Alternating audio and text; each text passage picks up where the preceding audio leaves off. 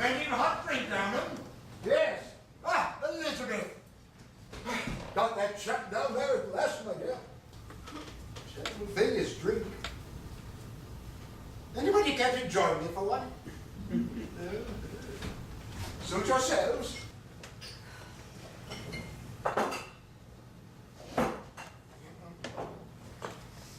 That chap has drunk all the decent stuff.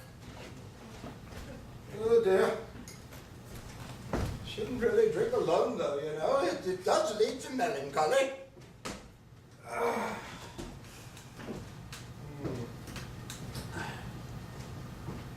It's awfully damn quiet. Anything the matter? No, Colonel. It's just so hard to be enthusiastic about anything under the circumstances. Oh yes, quite. Glass of this wouldn't hurt you. I expect you know a thing or two about drinking, Mr. Well, under the vineyard and all that. Well, we do have the finest wines in the world, but I believe that the good wine should be drunk in moderation to tantalize the palate. Really? Strange attitude. Each to his own, I suppose. But if you will excuse me, I have some things to which I must attend. Don't stray too far, Pierre. Believe me, Dorothy, I will not.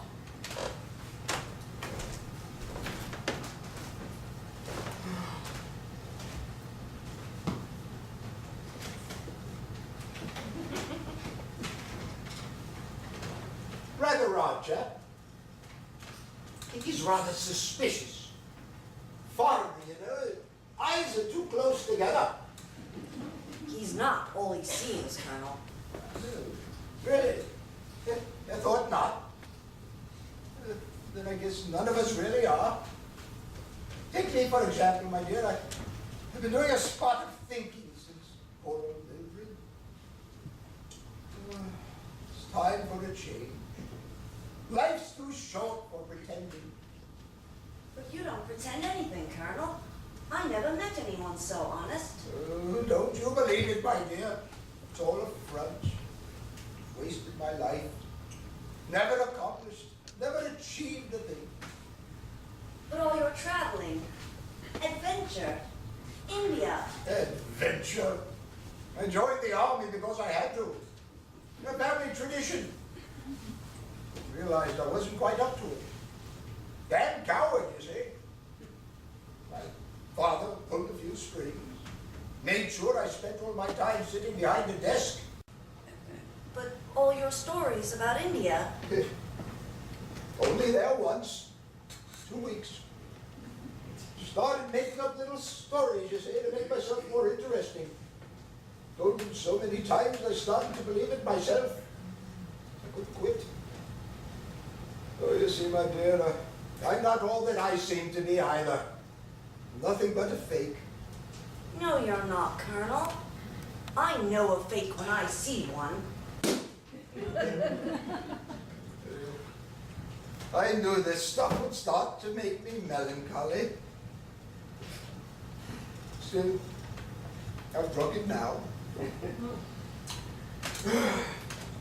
Here's to Mildred, whatever she is.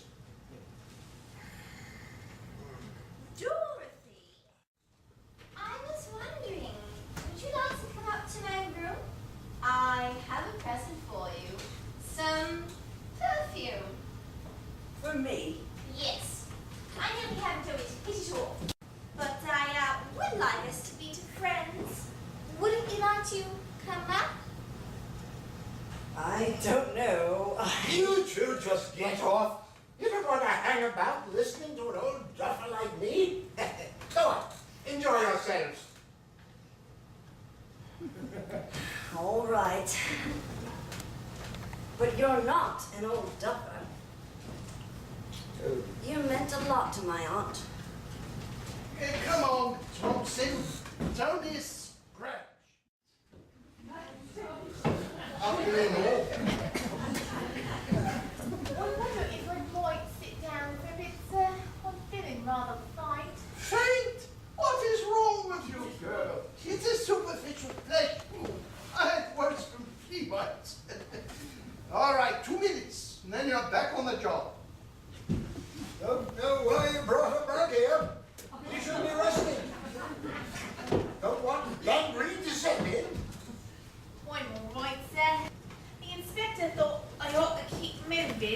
Pity you weren't moving a bit faster a few hours ago. He might have missed you. I've had full weapons training, Colonel. I never miss. Damn it, old man! Sounds like you meant to shoot the poor girl. Damn foolhardy, if you ask me. But I don't ask you, Colonel. And may I remind you that you're still under suspicion for being a suspect. So tread warily, sir. Like her? Come along, Dorothy. We'll be upstairs, Inspector. Very well, miss. Just a moment. I need to speak to you, Inspector. It is very important. Yeah? What is it?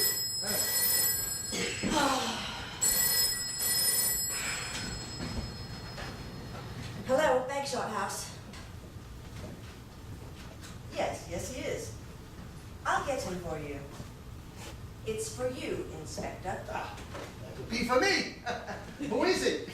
The Deputy Chief Constable. Are you sure it's for me? Did he mention my name? It might be for Thompson. I believe his exact words were, "Is the idiot who's in charge of the investigation there?" Oh, it is for you, sir.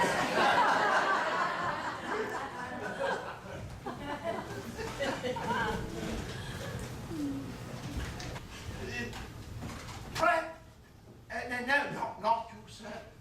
Yes, it's very apt, sir. It's really just a scratch, sir. Yes, same weapon. Complaint? But I'm very close to an arrest, sir. But sir. Yes, sir. Hello? Maybe I got your fat duff out of that chair every now and then, things would be different. Oh, sir, I thought you'd gone. I've got... He sounded on good form, sir. Yes, very good form. He's very pleased with the progress. But unfortunately, it seems someone rang him and made allegations. On your foot, Thompson, I want to get it wrapped up once and for all. It seems you're not doing your job properly. Incompetence. It wouldn't be you, would it, Colonel? Are you the alligator? Sure. As a matter of fact, old boy, I did make the odd call. Ah, watch him, Thompson. Troublemaker. Now, I wouldn't take it personally. I wasn't casting aspersions. I just simply said that things were running a bit slow down here. Could they speed things up yours? Speed things up. I'll speed things up so much you'll jolly well wish they weren't. So what do you think of that, Colonel Haddock? Oh, no. It's you again, Sergeant? Inspector. After that phone call, thought it might be down to constable by now. Thompson, if he opens his mouth again, book it. Yes, sir. What for, sir? Oh, anything. Use your imagination, girl. Disturbing the police. Loitering with a tent. May I ask when we will be able to leave here? I don't see anything to be gained by our presence, and I would rather like to get away before you shoot someone else. Mrs. Haddock, do not push me further. You can learn from this, Thompson. You'll come across all kinds of provocations, but you must always keep a cool, clear, empty head. Otherwise, you'll cease to function as a finely tuned crime detection machine. I've learned this from my 20 years on force. And how many constables have you shot in that time? Book him, Thompson, book him. May I have a word now, Inspector? No, you may not. I'm in charge. Good afternoon, Inspector! Oh, and Constable Tompkins. I do hope your foot isn't causing too much distress. Not too bad, thank you, Miss Michael. Rather throbbing there. I expect so. Bullet wounds can be very troublesome. I always recommend a poultice of cold herbal tea for any open wound. Really? My Auntie Doris swears by boiled cabbage. You mind, Thompson? Sorry, sir.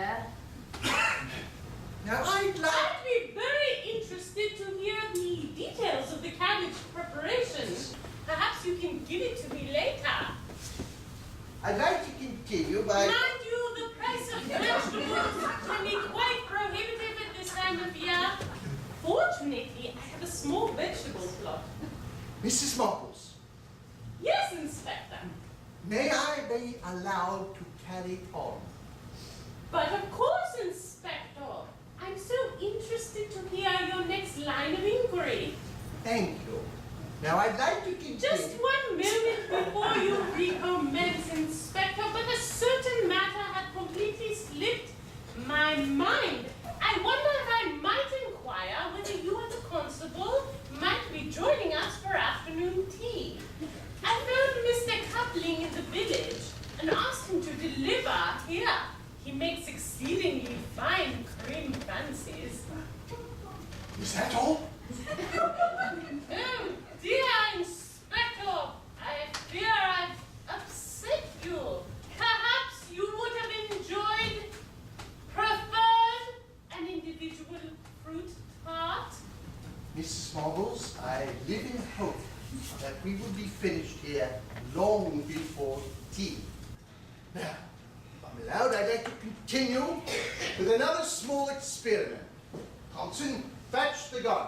You will not fetch that thing in here with me. Oh, rest assured, madam, there'll be no more incendiary incidents.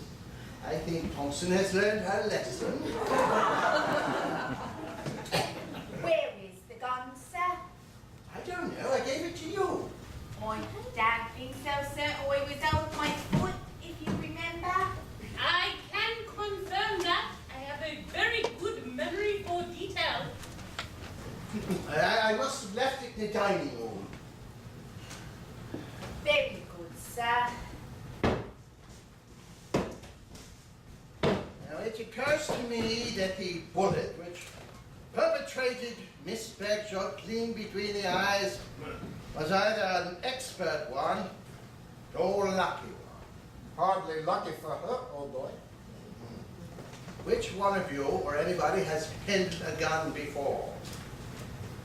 Well, I have, obviously. Obviously, and why should that be so obvious, Colonel? Well, I was in the army. Really? Then why has this been kept such a closely guarded secret? What rank did you obtain? Oh, damn it, old man, it's general knowledge. Ah, so you were a general, Colonel.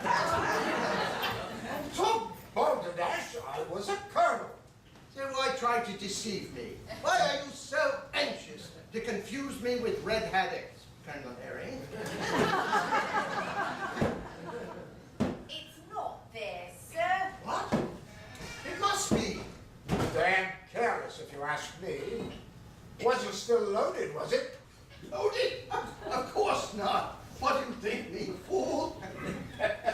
I have a sense of foreboding. I fear we may all be in terrible danger.